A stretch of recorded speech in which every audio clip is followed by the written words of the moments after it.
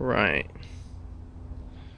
Trying to get this. The color's just never right on my phone. Ah, that's a little more accurate. Alright, so I've just got the tape artwork completed. It's all been submitted, and they are going to be made, whenever they will be made. Of course, there's always a large delay time getting cassette tapes made. That's why they have a business. They make a lot of money actually paying for you paying to actually rush it, especially with Corona. So it's going to be a while before they're actually out, but the artwork has been designed. I had to use this new tool. It's called GIMP. No, it's not like what you think. It's just like a knockoff free version of Photoshop. Never used Photoshop before either. So it's a learning process, but we got it all down. Now, don't go into this album expecting it to be like my really dark ambient stuff I've done. It's nothing like that. And also, don't expect it to be just like, I don't know. Okay, so when I made this album, I was, in a really, I guess, low point. So it's mostly just emotion going straight to the sound, basically. I know that sounds so hipster, so cliche, but yeah, there's no editing involved at all. There's no what do you call it?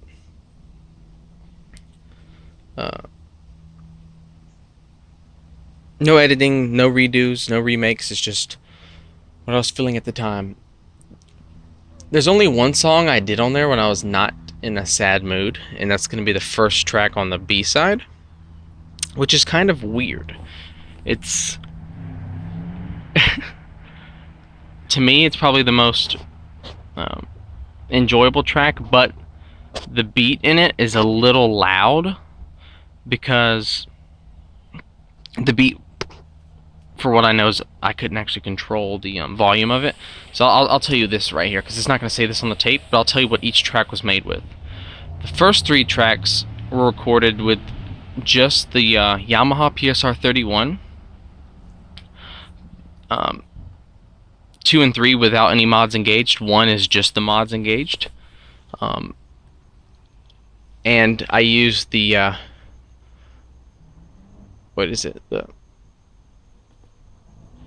I used the Cuvave. It's like a cheap knockoff, like $10-15 reverb. I used that pedal on track 2 and 3.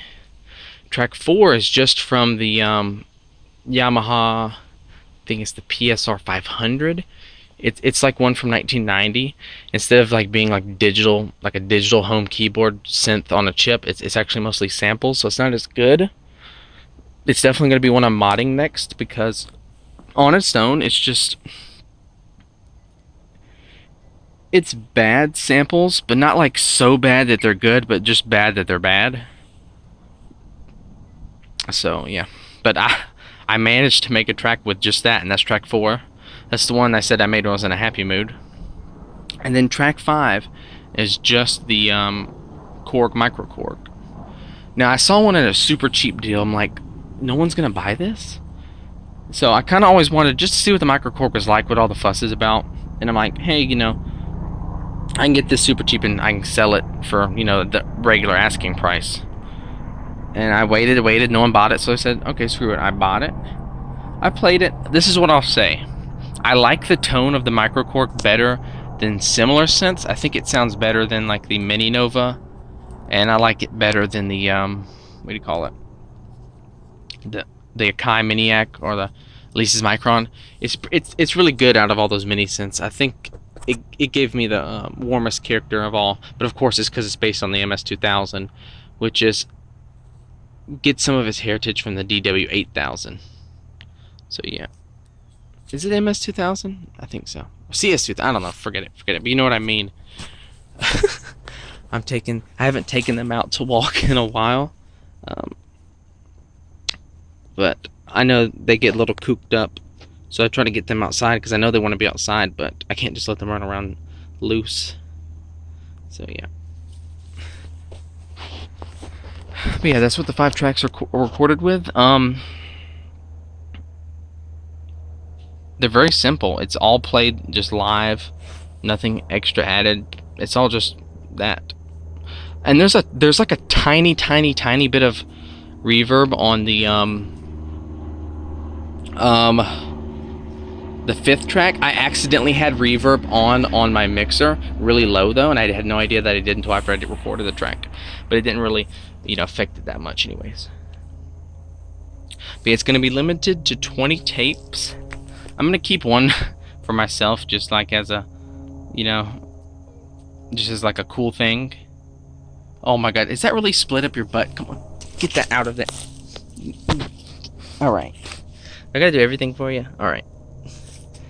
But I'm gonna keep one for myself. They do come in little plastic sealable bags, but I am gonna open one and test one to make sure it's works. But the one I'm gonna keep for myself, I'm not gonna open. But the one that I do open and test, I might sign that one, so someone's like, why would I buy the already open one? Well, that one will be signed, but the rest won't. But who cares about my signature anyways? But Julian, you said you're gonna sell 20 of them. Well, that's the thing, I'm still gonna sell 20 19 tapes, but I have a mystery thing I'm gonna show you when the tapes are done. There will be another something special that'll be part of the donation that someone can buy. It's gonna be really funny. Hey, get away from the air conditioning. Alright.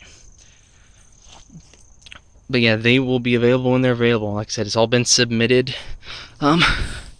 Since I kept the tapes so short, 12 minutes per side, they're only gonna be $10 each.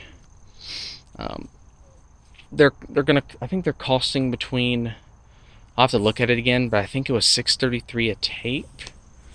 I'm not sure, but they're gonna be $10 with the option to pay more if you want to. Just the minimum will be $10, and of course, because you're gonna have to pay for shipping for it too.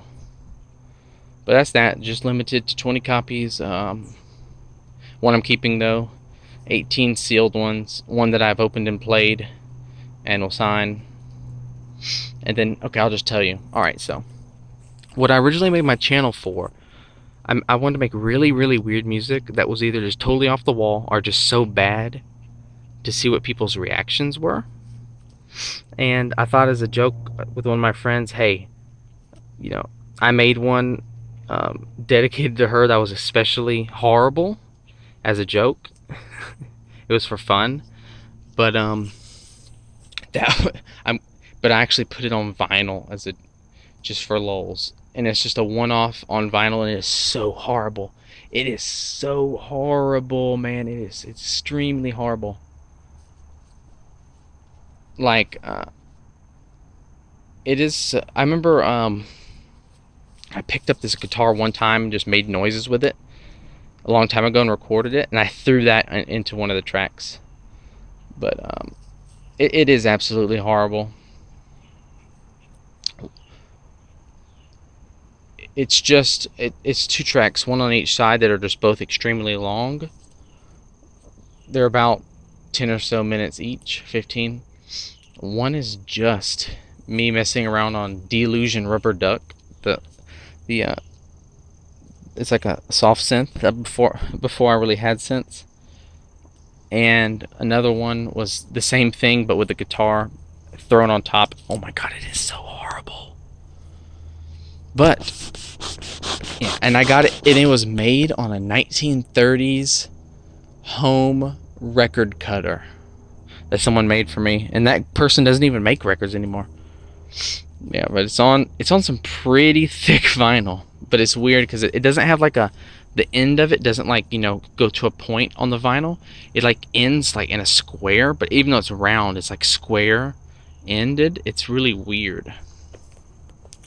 But it's been recorded in like a 1930s lo-fi mono style, and that horrible vinyl will be part of the donation if anyone wants to buy it. I doubt anyone will, but it'll be there. I don't know what the price I'm going to do it for. It's going to be like the grand item in the fundraiser, so it'll be the most expensive. But I also have these 4 little tiny paintings I did just for fun with spray paint. Those will be included as a add-on if you get a tape. You can't just get those because they're going to only be $5 each. But if you get a tape, you can add one of those on for $5, and there'll just be 4 of those little things. So there's that. Art done with spray paint. It was done just with the spray paint cans, no tools. It is so hard to try to actually... It's kind of abstract, but still. Alright. I know you want to walk. Where you want to go? Well, that's that. Look forward to getting them. I'll show you them when they get here, and yeah, they'll be available to buy. I have started actually working on, like, for lack of a better term, real music. You know, music that's going to be like, you're going to want to enjoy, listen to. It's going to be kind of interesting. Yeah. That will be much better than this tape. This tape, like I said, is just like almost like an emotional release. Alright, well, see you all, and I might release a pedal video today. I might save it for tomorrow. We'll see. Alright, see ya.